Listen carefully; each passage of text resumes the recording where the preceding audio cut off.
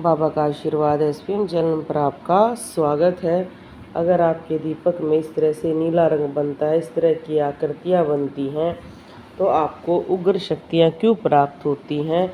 उसका प्रमुख कारण आपके अंदर छिपी हुई शक्तियाँ हो सकती हैं, या आपका जो गण है वो राक्षस गण हो सकता है। आपको देवतागण, मनुष्यगण को कौन कौन सी शक्तियाँ प्राप्त होती हैं, इस विषय पर वीडियो बना दी गई है। चैनल पर वो आ भी चुकी है, आप उनको भी देख सकते हैं।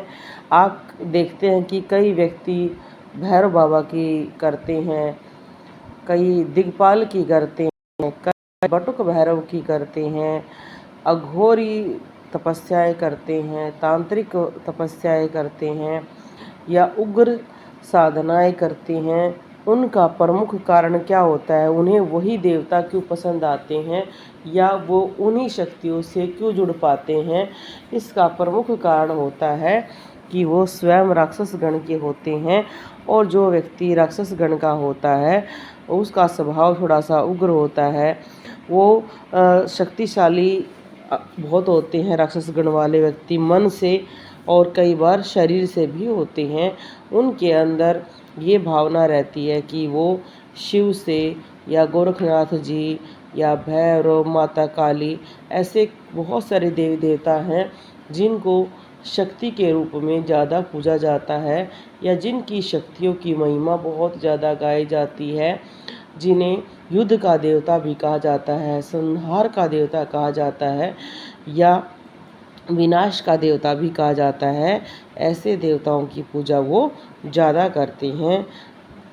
तो उसका कारण ये होता है कि वो स्वयं राक्षस गण के होते हैं, और जिसका भी राक्षस गण होता है कुंडली के अनुसार, तो वो व्यक्ति शक्ति के प्रति बहुत आकर्षित होता है। वो मन के बड़े सच्चे होते हैं। ये नहीं होता कि अगर कोई व्यक्ति राक्षस गण का है तो वो झूठ ज़्यादा बोलेगा, ऐसा नहीं है। वो उग्र स्वभाव के हो सकते हैं, तुनक मिजाजी हो सकते हैं, बातों को सीधा बोलने वाले हो सकते हैं, पर कहा जाता है कि कई बड़े ही सच्चे स्वभाव के होते हैं, पर वो बड़ा ही कठोर और बोलते हैं, जिसकी वजह से लोग उनसे बात करना पसंद नहीं करते हैं। आपने कई भक्तों को देखा होगा कि जो उग्र सवारियां लेकर बैठे हैं, जब उनमें वो शक्ति आती है तो वो गाली गलौच भी करते हैं, मारपीट भी करते हैं, क्योंकि वो स्वयं भी राक्षस गण के होते हैं, और उनके देवताओं की उग्र शक्तियाँ वो इसी तरह से जाहिर करते हैं। कई स्थानों पर आपने देखा वो अपने शरीर पर भी मारते हैं, कोई चाबुक मारता है, कोई जंजीर मारता है। काफ़ी चीज़ें होती हैं जिनको आप अलग अलग क्षेत्र में देख सकते हैं।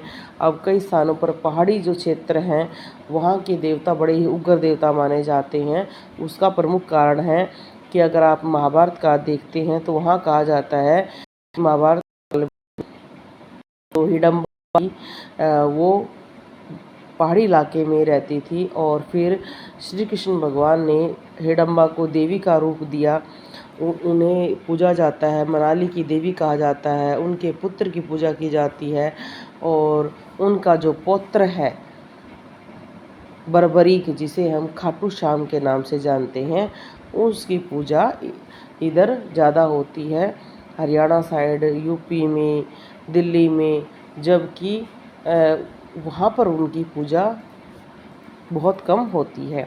तो इसका कारण यही है क्योंकि वो श्री कृष्ण भगवान की शरण में चले गए थे, तो उन्होंने श्री कृष्ण भगवान ने उन्हें अपना ही रूप प्रदान कर दिया था।